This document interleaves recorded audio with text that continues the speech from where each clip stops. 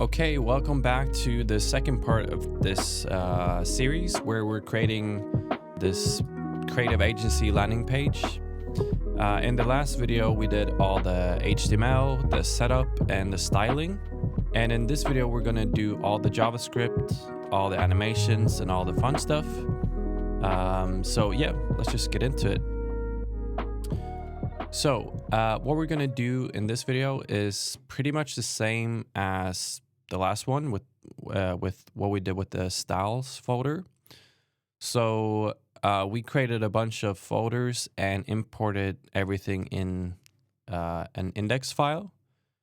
And we're going to do the same thing with the app folder here. So here we have just an index.js file, which is only importing the styles at the moment. So what we're going to do in this index file is we're going to have a class called app, which is going to contain all of our logic, essentially. So we're going to set this up here, and we need to say new app to run this. So in this app, we're going to control everything that's going on in terms of the JavaScript. So let's start by adding all the folders that we're going to need. So we're going to have one for animations. We're going to have one called classes and one called pages. This is a pretty small site. It's only one page. So it's not going to be a lot of files, and it might look over-engineered. But the thing to think about when you're setting up pages is to always think about how you would scale things. So it's always good to split things into different files and folders and try to think about reusability and not just have everything in one big file, because that will quickly become pretty messy.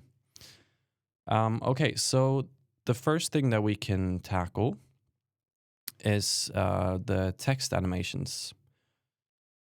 So what we want to do is we want to have an observer that checks as we scroll to reveal our text. So by default, we want to hide all the text, and when the text enters the view, we want to do a text reveal. So the first thing we're going to do is add smooth scrolling, because at the moment we only have the default scroll. So we're going to use the Linus library. So you can see here on their GitHub page how to install. You just npm install it. I already have installed it, so I just need to import it. So we're going to import Linus, and then you can check here the basic setup.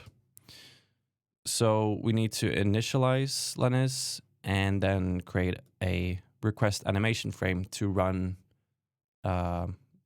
Linus on every frame. So what we're going to do is we're going to, in the constructor, we're going to run a method called create Linus that we're going to create down here. And then we can say this.Linus equals new Linus. And in here, you can pass in some options if you want to. So if you check their documentation, you see here all the different options that you can pass in. These are the default ones. So the one that we're going to use is the lerp, and that controls how smooth the scrolling is. By default, it's 0.1. We're going to change this to 0.15 instead.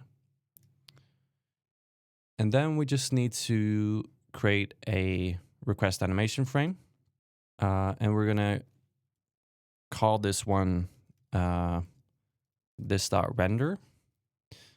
And by the way, the underscore that I'm using before the method is a convention that means this is a private method. So it just means that it shouldn't be called outside of this class.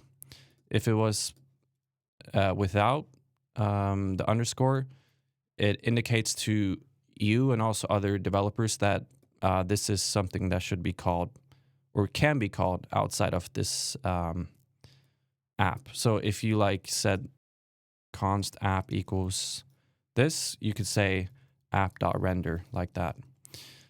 But since it's underscore, we're just saying that it's a private method. So let's set this up, render. And then we're going to say this dot Linus dot, this dot Linus dot RAF, which stands for request animation frame. And then we need to like loop this over and over again. And we do this with the request animation frame.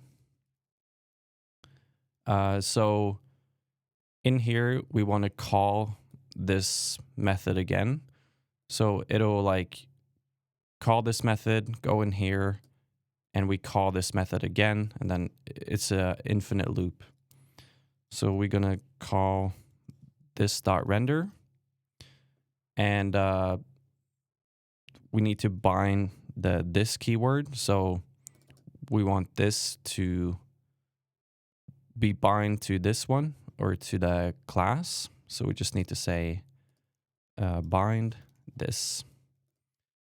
So now what will happen is we're calling render here in the constructor. It will go in here, and this will be called, and this is calling itself. So it's going in here again, calling itself, and yeah, endless loop. And the last thing we need is you see here in the request animation frame, you get passed in time. So we're just going to pass in time here to Linus. Okay, so let's see if this is working. Yeah, so you see already we have smooth scrolling. So super simple to set up. It's only a couple lines. And then let's focus on the text animation. So what we're going to do is we're going to set up an observer that is going to check when things are in view. So we're going to create that in the classes. We're going to say observer.js.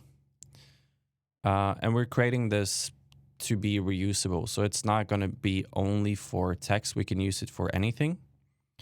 But what we're going to do is we're going to create a class for this. So we're going to export from this file, default class observer. And then I have a constructor. And in here, we're going to have a method called create observer. So create observer.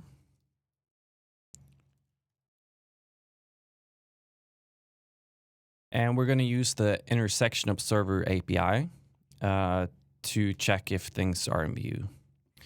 So let's just code this first, and then I'll explain after what it's doing. So we're going to say this dot observer equals new intersection observer.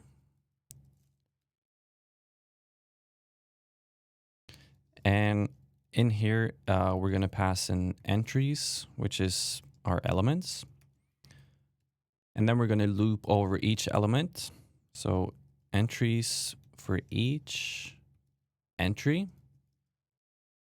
And in here, like this is the thing we're watching. So we can say in here, if entry. And if we do dot, we have a couple different methods that we can check. So the is intersecting, if we translate that to English, we're saying if our element is in view, then we're going to do something. So we're going to console log in view, and else, so if it's not in view, console log not in view.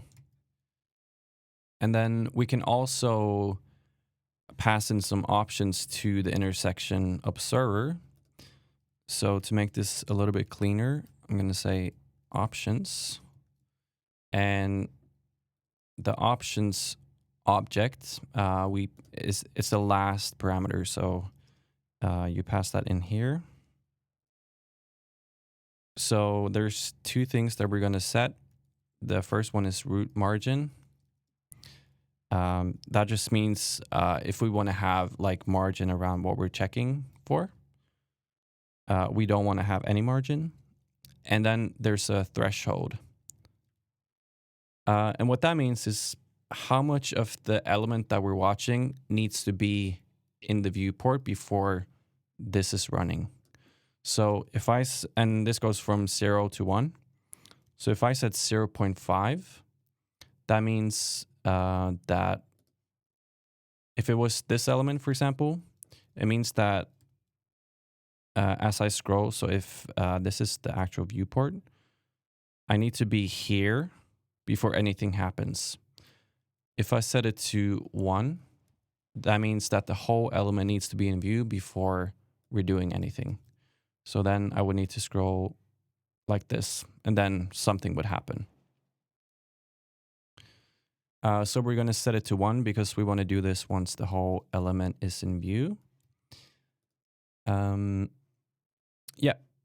So we have an observer. We have our options. Now, what do we want to observe? Like what do we want to check for? So in our constructor here, we want to pass in an element that we want to observe. So I'm going to pass in an object. I'm going to say element. And I'm going to just set this dot element to reference whatever we're passing in. So now, after we set up the observer, what we want to do is we want to say this dot observer, and then it has a method called observe. So actually using the observer, and we want to observe this dot element. So we're passing in an element, and we're going to do this in a little bit. We're creating the observer. So setting up everything here, and then we're observing an element. So to test this, we can import the observer here. So from classes, observer, and you don't have to code this just for demo. So if I say this dot create observer,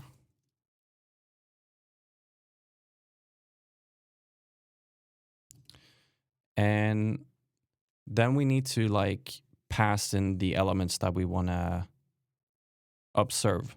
So first I'm going to test for maybe all the H2s. So I'm going to say texts equals document query selector all, and then H2. So what we want to do is we want to loop over all the things that we want to check for. So for each text, we want to create a new observer. And here is where we pass in the element. So we create the brackets, and the element that we're going to watch is the text. So we're looping over all the H2s, getting each one and passing that to the observer to check. So now we should see, so the H2s, this is the H1. So this is H2, this is H2, and so on. So if we check the console log here, we see not in view when nothing is in view. But as we scroll down, in view, so the first one here, and this is in view, so 2, 3. So it also console log when it's not in view. So when I scroll the headings out as well, it goes into the else statement. So the entry here, if I console log this, It's an object with a lot of different things. But what we want to do, or what we want to target is, or what we want to check for is the actual target. So entry.target is the actual element. So you see here, that's the element. Yeah. So to make this reusable, we're not going to just console log. We're going to create two methods here. So we want to do something when the element is entering. So we're going to say on enter. And we're also going to have an on leave. So when the element is in view, we want to run this dot on enter. When it's not in view, we want to leave. We want to run this dot on leave, like that. So now nothing is happening. We're just running to empty methods. What we're going to do is we're going to create classes for our text reveal, and we're going to use this observer in that class. So let's just code it first and then explain. So I'm going to create a text reveal in the animations folder. And in here, we're going to export a class, export default class text reveal. So here, having a constructor. And what do we want to do? So for each text element that we want to animate, we first need to split the text because we want to hide it at first, each of the words, and then we want to animate it up. So like push it down first. So we need to wrap these, all the words in a span or in an element so we can hide it initially. And what we're going to use for that is a library called split type. This is based on the GSAP split text library, but this is a free one. So you can just yarn add split type, and then you can import this one here. So if we just do that first, import split type, and it's pretty simple to use. You just say new split type, target, and then you can also pass in what you want to split by. So do you want to split by words and characters or just words and so on? So yeah, let's do that first. So split type. And in the text reveal, we're also going to pass in the element. So the text element. So to split this, we're going to do new split type. We're going to pass in element. And then we're going to pass in the types. And that's going to be words. Yeah. So if we see now, if we test this and we actually remove this observer from here and import text reveal from our animations. And this is also just for testing. So create text reveals.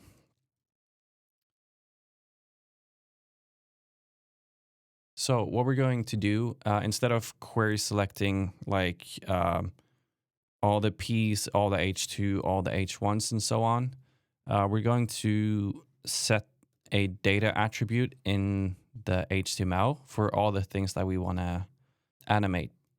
So I'm going to say data animation equals text reveal. So you can name this whatever you want, but it's just a way for us to like target these things in JavaScript. So I'm going to do it on the H1 here. I'm going to do it on this one and the text. I'm going to do it on, let's see, this one, the heading, and the text here. And then this heading, I'm not going to do it on the list items, but I'm going to do it on these two. Yeah, and I think that's it. So I'm going to query select those first. So const text, let's say text items equals document query select through all. And then here we can query select for this, and you just need to put it in brackets like that. So if we console log that, yeah, so here we have the H1, H2, the P. So we get all the things that we want to animate. If you want to use the animation on a different element, you can just add this attribute to the element and you would have the same animation. Okay, so then we're going to loop over these. So for each text, we want to have a new text reveal. So we're going to say new text reveal. And then the same thing as before, you see here, it expects an element. So in brackets, we pass in the text for each element. So now we should see each of the text being wrapped in a div. So let's check here. Yeah, you see all the words here are in a div. And as a class name of word. So that's nice. But we actually want to split it one more time because now, like, what I want to do is I want to hide the word. And I actually need to split it 2 times because if I just translate this word, so if I do transform, translate y something, you see there's no way to like hide this word, even with overflow hidden. I need to have a second layer and then have overflow hidden on the first one, and then the inside I can move. So what we're going to do is actually just duplicating this line. And we just need to store the first one in a const like splitted, for example. And we can say here we want to target splitted, and then you can access the words. So now you can see if we check here, yeah, and we're also gonna have this dot element equals the element that we're passing in. So now we have a word, and inside we have the actual word. So what we're going to do is the first one, we're going to say overflow hidden, like that. And then the word inside, we can do transform, translate y. And now you see, translate y. Now you see if we move it up or down, that we can actually hide the text. Okay, so now all of our text is split up into words. So actually, let's hide the text by default. And then we can go in the animations here, the CSS file. And we just need to rename these to div instead. So now everything is hidden by default. And here we just set the overflow to hidden, and we translate the inner div to 100%. And we have a will change transform to make the animation smoother. Okay, now what we want to do is we want to hook this up to the observer that we created. So whenever the element comes in view, we want to do something with the split words that we have. So I'm going to store this in this dot split words.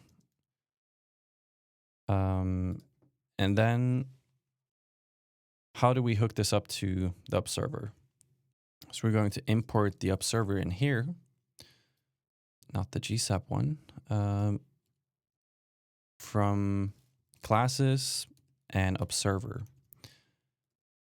And the way classes work in JavaScript is you can extend a class. So I want to use the stuff in observer in this text reveal. So what I can do, I can say extends observer. So now we get access to this code that we created in the observer. First, we just need to pass in or call something called super, which is calling this one. So in the observer, we also passed in the element. So this is like a little bit confusing maybe, but we're passing in the same element to each class. So in the super, we need to say element is the element that we're passing in here. When it's the same thing, you can also remove the colon, so it can just be like this.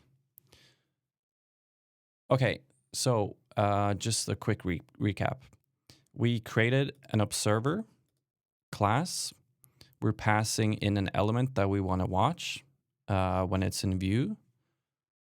We are using this observer in the text reveal. So we're just extending the text reveal with that class. In the text reveal, we are passing in the text element here.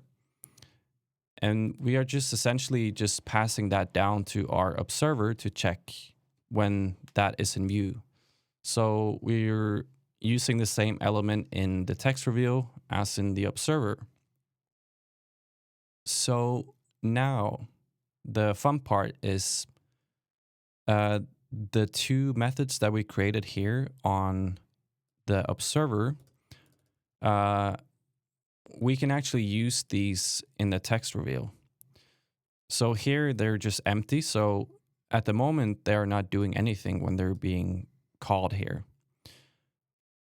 But since we are extending with the observer here, if we create a method here with the exact same name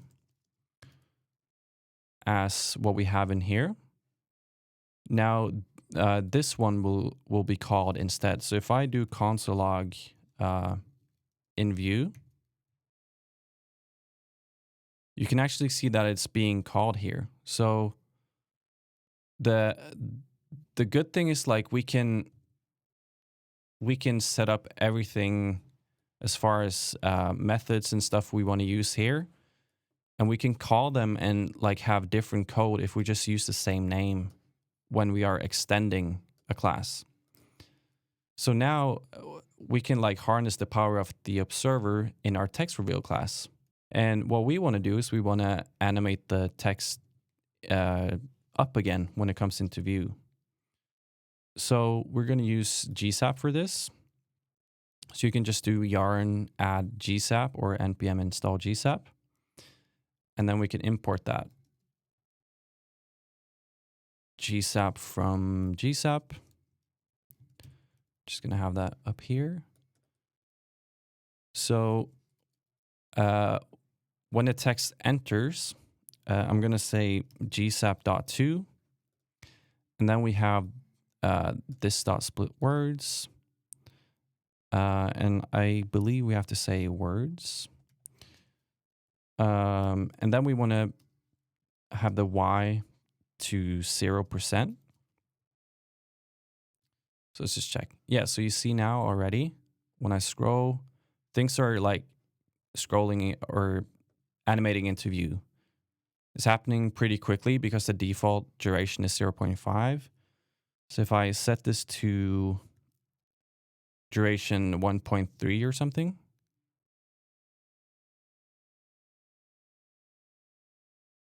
You see it's already pretty smooth and it looks pretty nice. But what we're going to do as well is have a little bit of stagger.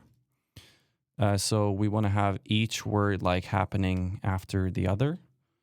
So I'm going to say stagger 0, sorry, 0.015.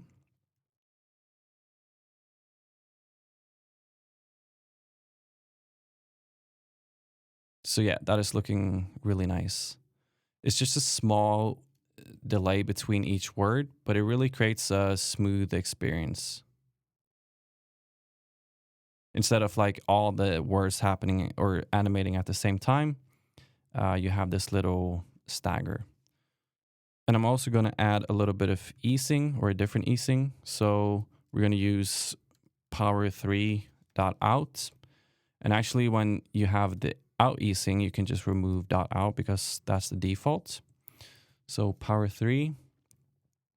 And now you see we have this really smooth and nice text animation. And now what we can do if we want to, we're not going to have this on the final project, but you could also have the on leave here. So you could reset this if you wanted to. So you could say gsep.set and have the words to 100%, for example. No duration, no stagger. So like that. So if I scroll this out of view again and I come back up, you see it's resetting. This is the power of using the observer. So now we can use this for text reveal. We can use this for our buttons and everything. So yeah, now we have this set up already. Okay, so that was that. The only thing we need to do here now is these have this span in a different color. So I'm gonna say hero. And let me see. Yeah, like this. I had a little different setup before, so that was the reason for the span. But yeah, now we have all the text animation working. So the next thing we can do is the button animation. So let's set up a file for that as well. We can say button.js. And now, since we already know how this works, we're going to use the same thing. We're going to use gsap here for the animation. We're also going to use the observer that we created from classes observer. So the same thing, export default class button, and that extends our observer. In the constructor, we're going to pass in the button element, and we're calling super with the element. So we're passing that to the observer again. And then we're going to say this dot element references the element that we're passing in. And then we need to reference a couple things on the button. So I'm going to set this up here. I'm going to create buttons in the main file. I'm going to import button from animations button. So I'm going to do the exact same thing here. I'm going to query select through all the buttons. So just going to remove that. And I'm going to say buttons. And I'm going to query select through the buttons with data animation button instead. So now we just need to add this to all the buttons that we want to animate, which is all of them here. So in the hero, this is the button.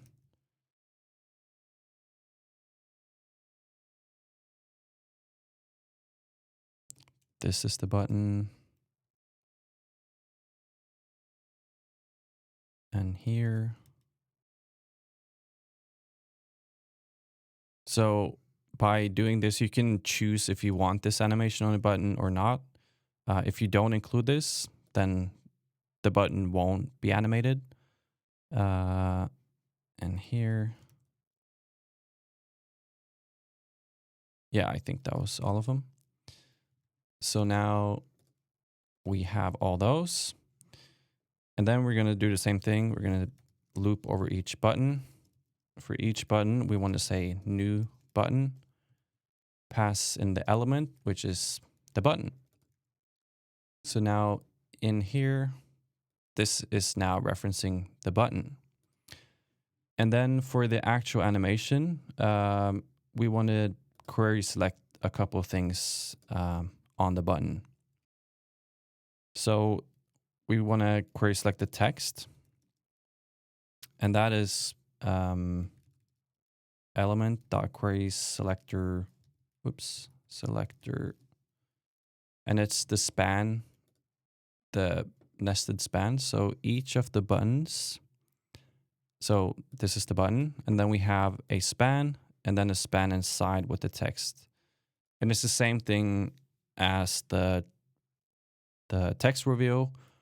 We want to control, we want this to have an overflow hidden and like hide this one. So that's why we have this structure. So we want the text, we want the text wrapper, which is the outer one. So that is element.query selector and just the first span. And then the icon. And that's element query selector SVG. So it's this one. That's the arrow that we have on each button. Okay. So what we're going to do is we're going to create a timeline because the button animation has a lot of steps, or not a lot, but it has a couple of steps. So we're going to say this.timeline here is going to be equal to gsap.timeline.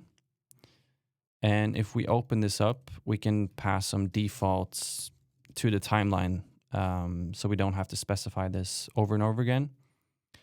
We're going to have a default duration of 1 and an ease of power 3. So the same as our text animation. And then since we're extending the observer, we can again do on enter. So what do we want to do when the button enters the view? So we want to animate it from a certain state to the final state. But by default, our buttons are looking like the finished or the end state. So we need to set it to the initial state by default and then do something. So we're actually going to set that in the CSS. So we're going to go into our button component. And in here, what we want to do is we want to use the data animation button. And we want to set the initial state. So first we want it to grow from the center and then out and then reveal the text. So what we're going to do is we're going to select the first span. So the text wrapper, we're going to say, or actually the first span. We need to set that to display inline block. By default, spans are not block elements. We want to set the width to 0 pixels and overflow hidden. So now let's see.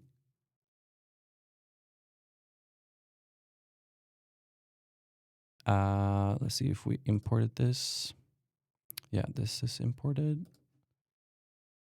Okay, it's probably, yeah. You need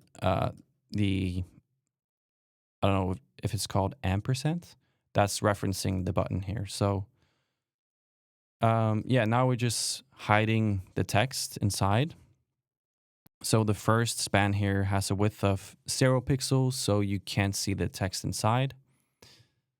And then we want to reference the actual span with the text. We want to do the same thing. We want to have display inline block. And with this, we want to translate this down. So translate Y. And we can set just a pixel value here. And then we want to say white space, no wrap. And that will just make our text never wrap on 2 lines. So it'll always be 1 line across. If I don't have that, you can see that the button has a weird shape because the text is breaking. But by adding that, it's just 1 line, even though it's hidden. And then with our SVG or the icon, we want to do the same thing. We want a width of 0 pixels. We want to have overflow hidden. We want to transform and translate X. We want to move this over by 8 pixels, so to the left. And then opacity 0. So now you see that all of our buttons are hidden, or like all the content is hidden. The last thing we want to do is for the whole button, we want to have a transform and scale this to 0. So they're not visible at all. And then transform origin to 50% and 50%. So the transform happens from the middle. And now, yeah, they're all hidden. So I just need to fix this error here. Yeah, create buttons. It should be here instead. Okay. So all of our buttons are hidden. Now we just need to animate it back to the end state. And that's what we're going to do in this on enter method here. So in here, we're going to use the timeline that we set up. So we're going to say this.timeline and then 2, this.element, which is the actual button. We're going to scale this back to 1. We're going to have a little bit of a delay because we don't want this to happen instantly. And the scaling can have a duration of 0.5. So now you see it's just scaling from the middle. So we have that. And then we want to chain this. So we want to continue doing something. And what we're going to do is we're going to target the text wrapper, which is the span here. So not the actual text, but the outer span. With this one, we can do width to auto. We can set the width to auto again. And we want this to happen or overlap a little bit with this one. So the last parameter here, we can say we want this to be minus equals 0.3 seconds. So now this will happen 0.3 seconds before this is done. So now you see it's like scaling and then growing in size. And that's because the actual text inside takes up the width. So when we're going to width auto, it's going to the width of the text. But since we've hidden the text, it's, not visible. So that's the last thing we need to do. We need to say this.text. And since we have the transform translate Y on this, we're just going to say go back to 0. And we want this to happen minus equals 0.5 seconds. So now you see the text like moves up as the button grows. Okay. And then the last thing is the icon. So we're going to say this dot icon. The width here is also going to go to auto. The X is going to go back to 0 and opacity of 1. And this is going to happen 0.9 seconds before the end. So let me see. Okay, so I was just checking. It seemed like there was something wrong with the animation, and there was just a small typo. This should be defaults. I had this as default. So it looks pretty weird now, but it's just because of the easing and the duration. So if you have defaults, this is now looking as it should. So yeah, now we have the button animation as well. So you see it's looking really nice, and it just enhances each section, in my opinion, because you're really drawn to the call of action. So yeah, that's looking really nice. Let's continue. So I'm just gonna close everything here. So the next thing we're gonna do is the parallax image. So in here, I'm gonna say parallax image.js, and we're not gonna use the observer for this one because it's not something we want to do only when it enters. We want to do it as we scroll. So we're gonna use the GSAP scroll trigger for this. And in here, we're gonna import GSAP from GSAP, and also scroll trigger from GSAP / scroll trigger. And then we need to register the plugin. So register scroll trigger. And then we're gonna create a class for this one as well. So export default class parallax image. We're not gonna extend it with anything because this is just its own class. Okay, the way this works, the parallax with the image, is we have the image here inside of a div. So on the div here, we're going to set overflow hidden. So that will not do anything at the moment. But if we set the image height to be, let's say 140%, you see now that it's taller than the container. So what we're going to do is, as we scroll here, we're going to move the image. So if you see, the image is like down here somewhere. So this amount that we have that is extra, we're going to move the image up as we scroll by that exact amount. So as we scroll, the image is going to move exactly the amount that is overflowing.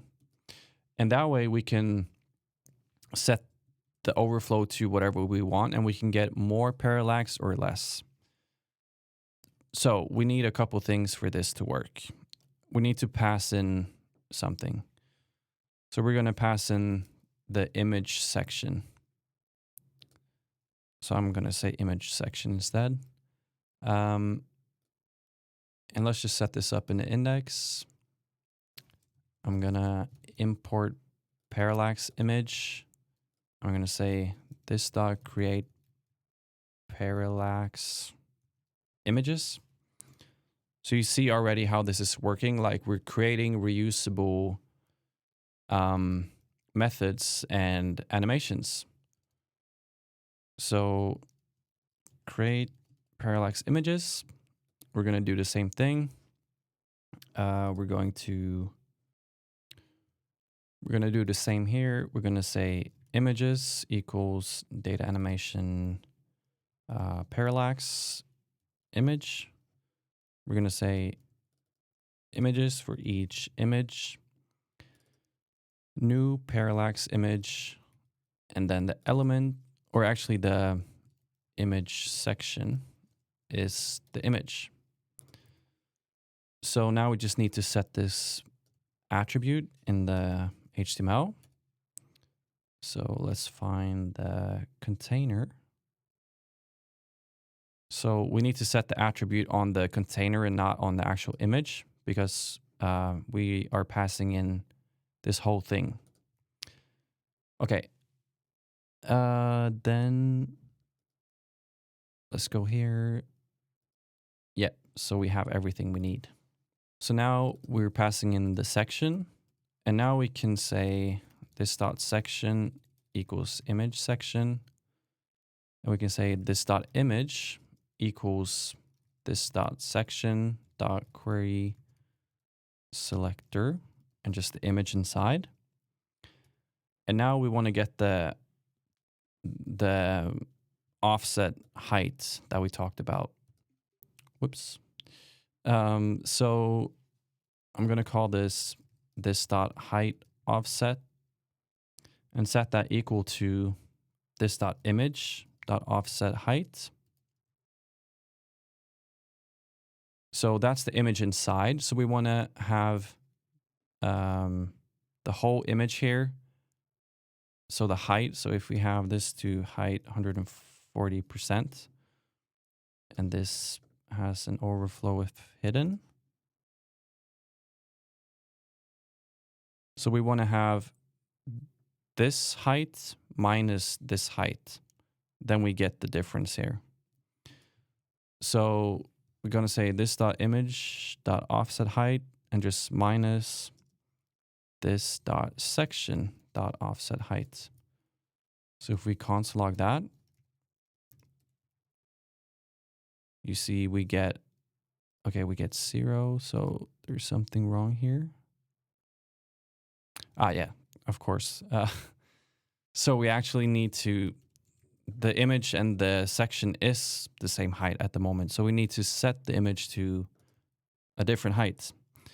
So in our styles, in the animations file, I'm going to do the same thing here. I'm going to say parallax image. And then I can set the image to be height, let's do 140%. So let's set that to important. And then this needs to be overflow hidden. So now the image is taller than the section that it's in.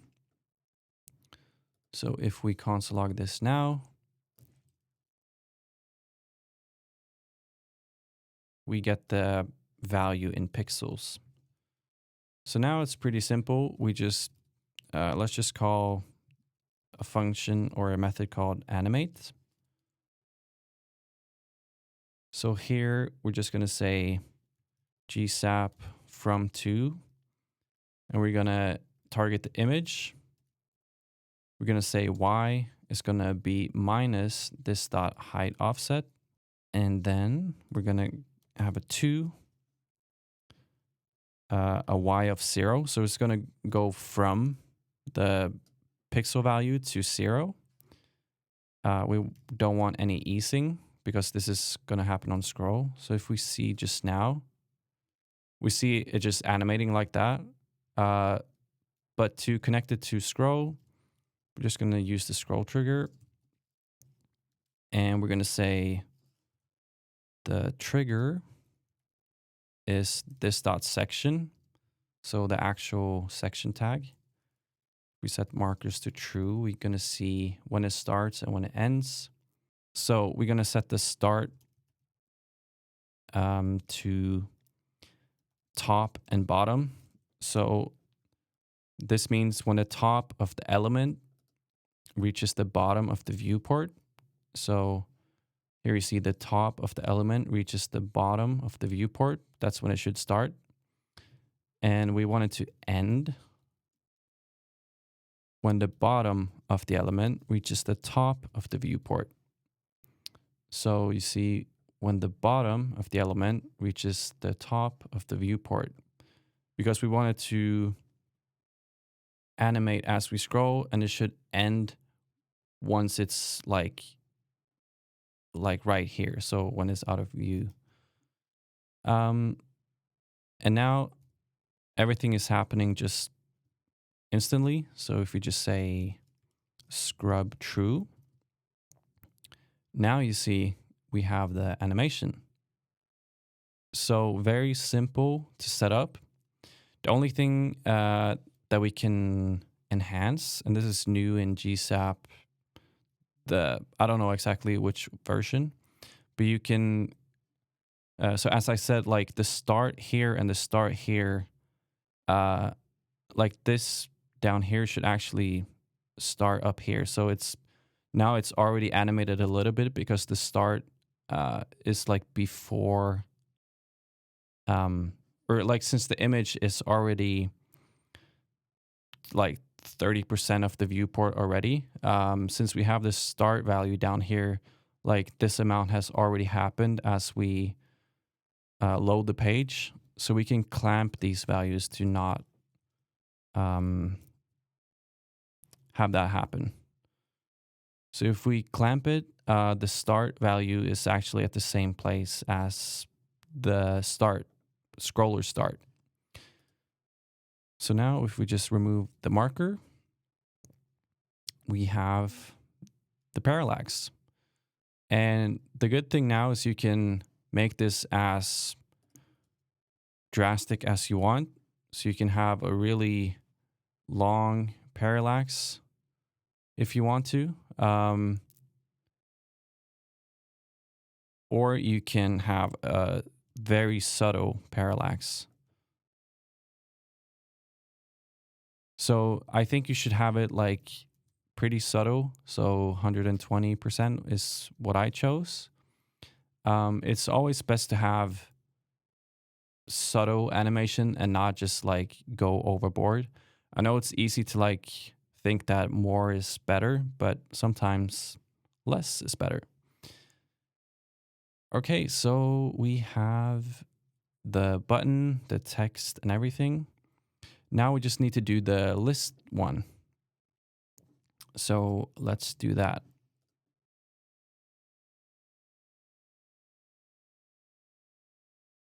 So we're just going to create a new file here called list.js.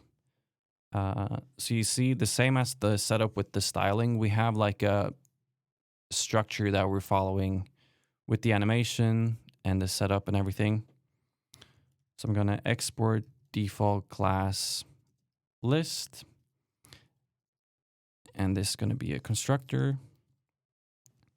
And here we actually want to use the observer again because we want this to happen when it enters the view. So I'm going to import observer from classes observer. And I'm going to extend this. And then we need to call super. And we need to pass in elements in each of these. So that's going to be the list. So I'm going to say this dot element is referencing the element that we're passing in. And then this animation is going to be mostly in CSS and it's going to be pretty simple. So you also see a good thing that, or a use case with the observers, we can say this dot element class list dot add. So we can just add a class if you want to use CSS animations. So now we just need to import this as well. So list, and I'm going to say create lists.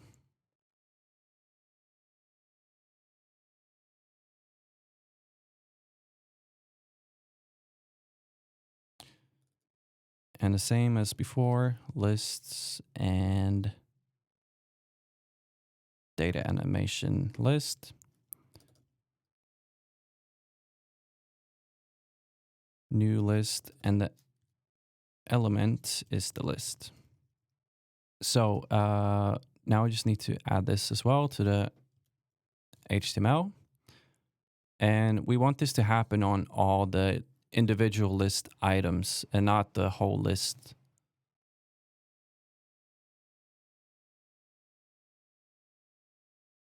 So here, I'm actually going to add this to,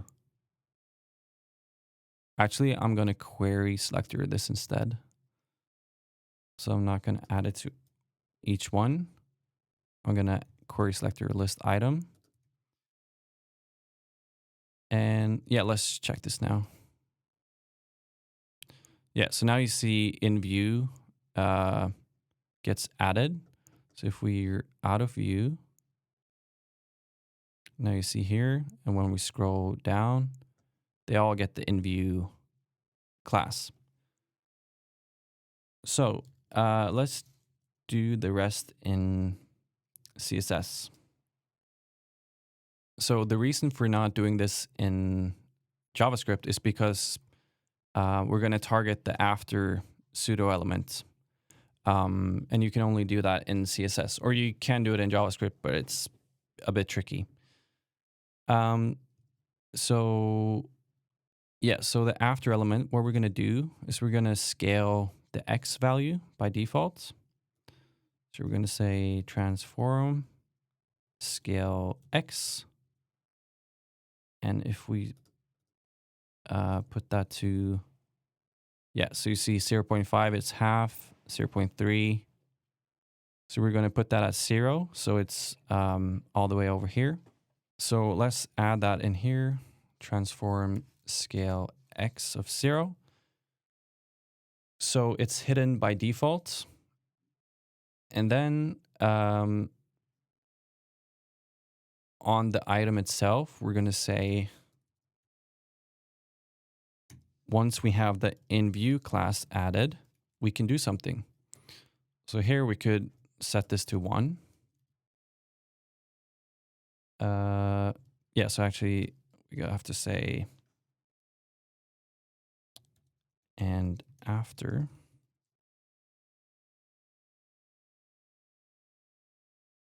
So if I scroll down, yeah, it happens instantly. So we can't really see it right now because we have to put a transition on it. So if we say transition, let's say 1 second, and we're going to have a custom easing. So you can find easings on easings.co.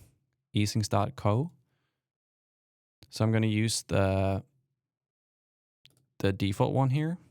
So this one. So I'm going to plug that in here. 0 second delay, and then all, or we can say transform. Yeah, so now you see all of them happen at the same time.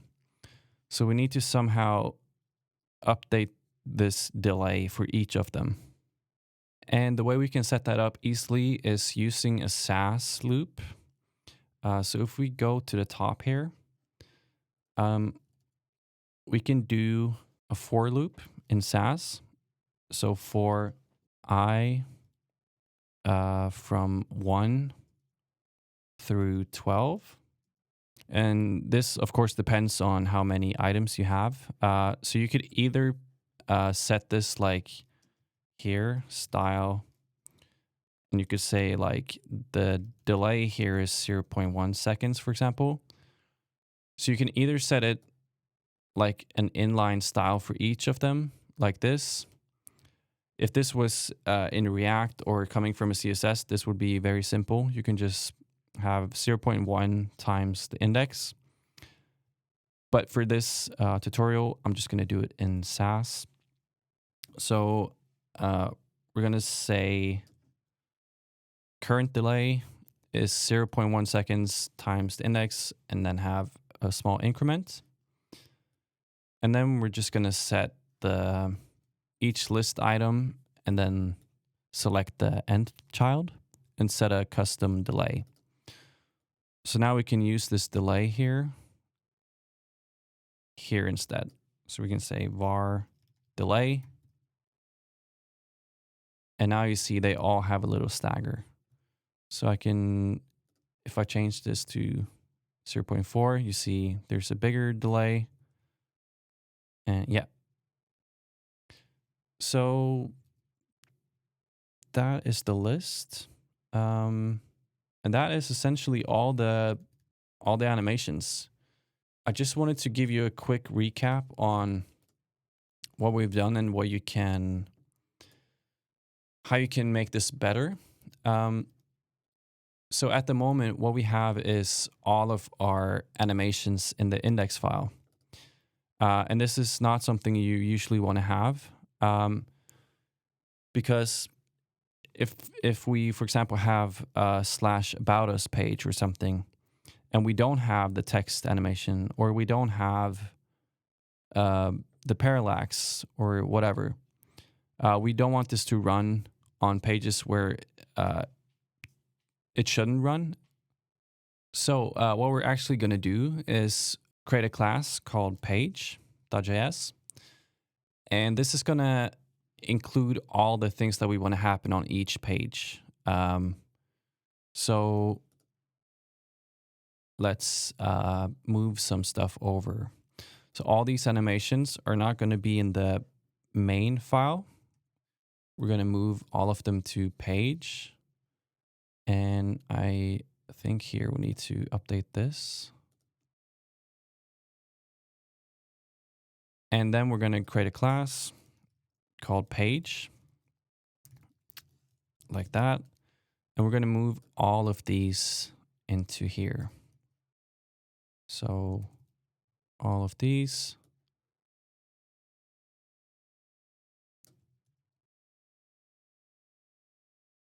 We're going to go in here and we're going to export this, export default class.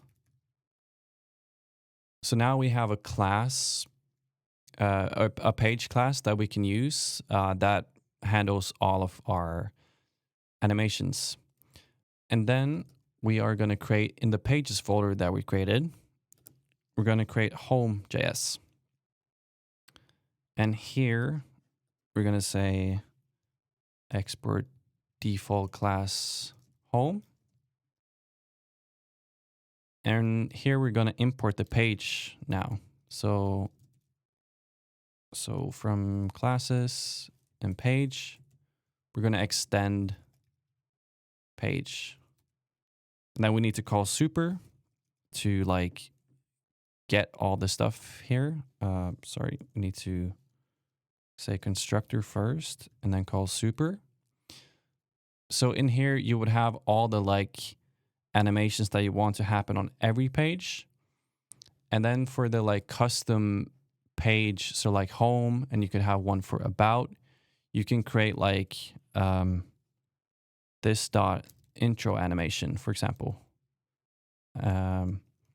Because the intro animation, let's say you wanted to do something specific on the home page, like a preloader or something like that. We don't want that to happen on every page maybe. So you can do that on the home class. So now we can import this home class from pages and home. And we can say this dot create home.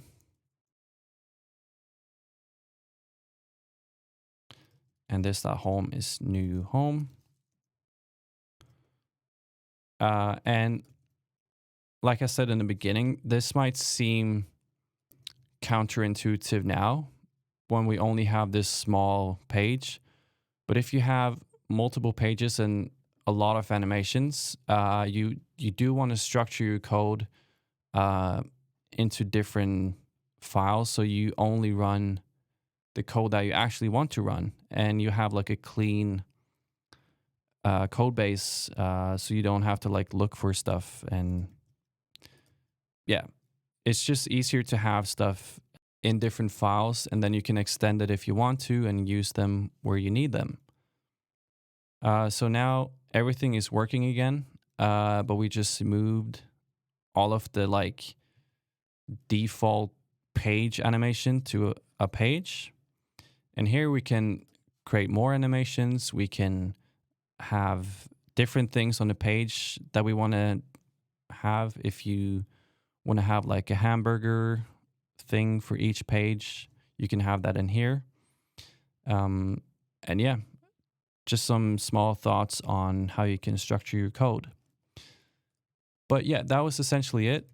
One very last thing, since we are importing the styles in our JavaScript, if you refresh, you see there's a little flicker of unstyled content. The way to get rid of that very easily is by going to your index, HTML. On the body, you can say style and set the opacity to 0. Since the HTML is what gets parsed first before, so it's HTML, CSS, and then JavaScript. Once we refresh, you don't see anything because this will be read first. So anything in here will not be visible. And then in here, you can just say as the first thing happening, you can just say document.body .style.opacity equals 1.